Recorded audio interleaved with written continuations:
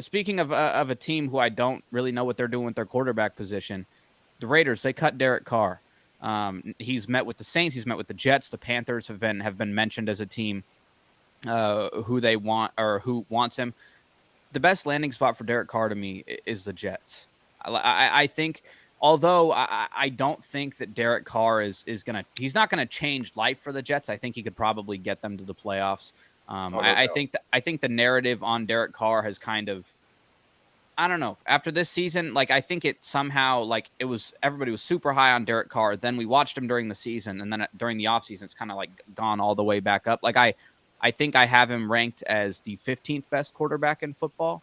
Like I think that there's probably just listing them off: Mahomes, Burrow, Allen, Lawrence, Herbert, Deshaun, Lamar, and I think Tua. We've seen the high side of Tua, and then in the NFC, like Jalen Hurts, Dak, Aaron Rodgers, Kirk Cousins, Matthew Stafford, and Kyler. Like I think Kirk Cousins and Derek Carr are kind of in that same mid-tier category where it's like I think the Raiders are doing something a little bit brave with like moving off. It's like everybody's scared to move off of that guy because like it's going to be very hard, or you're going to really have to pay a lot to get somebody better.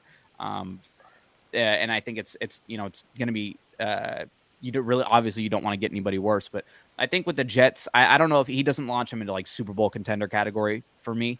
But I think the Jets is a spot where he's going to be asked to not do the least, but I think he's going to be able to do a little bit more of what we saw him be successful in Las Vegas, where it's more of not trusting trusting the scheme, I guess, is a little bit more of what he was asked to do his first however long there, where it's, hitting the open guy and playing within the scheme more, whereas like, we saw this past year with like Devontae Adams, like a lot of what Devontae Adams was great with a guy like Aaron Rodgers was not in the scheme. It was like Rodgers saw something pre-snap.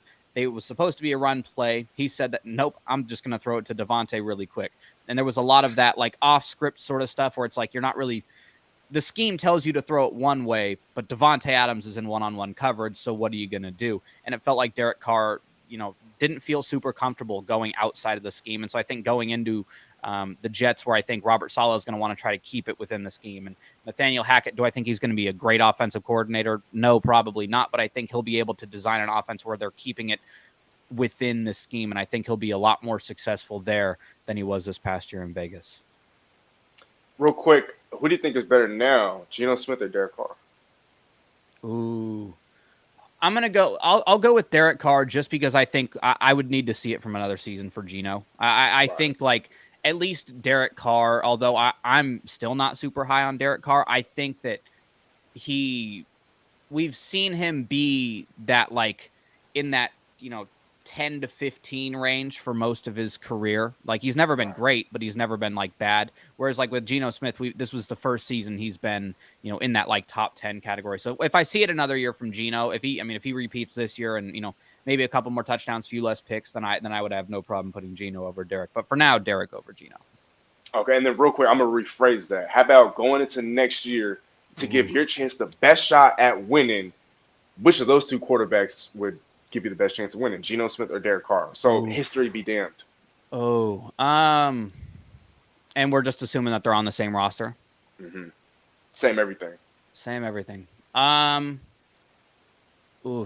It's very tough, and I think it's close. I don't think there's a wrong answer, but I think probably Geno. I think what I saw him do off script last year, and kind of doing that more of, and granted, it can, if he throws more picks or DK drops some passes or Tyler Lockett drops some passes, then it looks a lot worse. But I think what he did with trusting his receivers, which I think is a big part of playing quarterback, what I saw him do last year, I think was a major step up. And it's something that I don't think Derek Carr has in his system. We saw plenty of games where Geno Smith like stayed within the offense, but then we saw a couple times where it's like, he's like, okay, I got to go make a play. And he was able to make the play. And I don't think Derek Carr necessarily has that I'm going to go make a play sort of thing. Like we've seen him plenty of times try. Like the play that always goes to mind to me is he was trying to make a play. It was Sunday night game against the Cowboys. It was like late in the season a couple of years ago. He's running towards the pylon. He's, reaching out for the pylon. Arm gets hit, fumbles it out the back of the end zone. It feels like, I don't know. I don't want to say that he can't, but it feels like he doesn't have that like playmaker, put the team on my back sort of gear. Right. And I agree. I just wanted to get that out the way just because I didn't hear you mention Geno Smith's name. So I had to do that. But going back to the question though, man.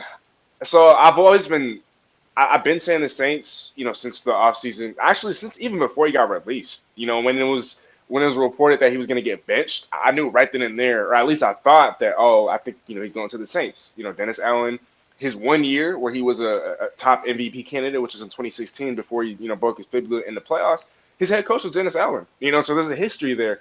But then again, you got to look at the logistics. You got to look at the off the field stuff, and the Saints are salary cap hell. I think if I look correctly, negative 55 million. And so to get I think they're negative 50 million already for next year's salary cap too. And next year, oh my they're gosh. already, they're not great. Right, and Derek Carr is looking for how much? $40+ million? Probably. And okay, let's say the Saints were a Super Bowl contender, right, and they were a quarterback away. Then I had no problems with the Saints, gutting the roster a little bit to get a quarterback that could push them over the top. But the problem is they're not anywhere near contention. And so why would you gut the roster to add a quarterback that's more middle tier than he is top 10, than he is a star? And so now I'm starting to think the Saints don't really make a lot of sense. Because you can't gut the entire roster to add a mid-tier quarterback for mid-tier results. That just doesn't make any sense to me. And so I don't know how much of okay he really is even over a healthy Jameis Winston at this point in his career, right? And so I'm going to have to cross out the Saints. Now, the Jets would make the most sense, but I think the Jets have more of a desire to bring in Aaron Rodgers. So I can't say the Jets.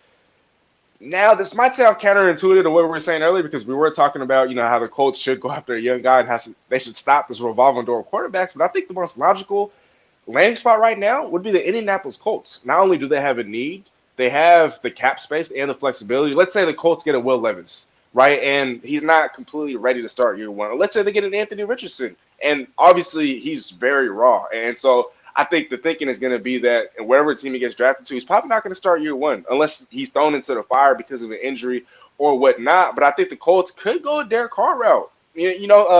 Frank Reich, it's been a couple of years since he's really won any meaningful games. And so maybe, he wants to scratch that itch a little bit.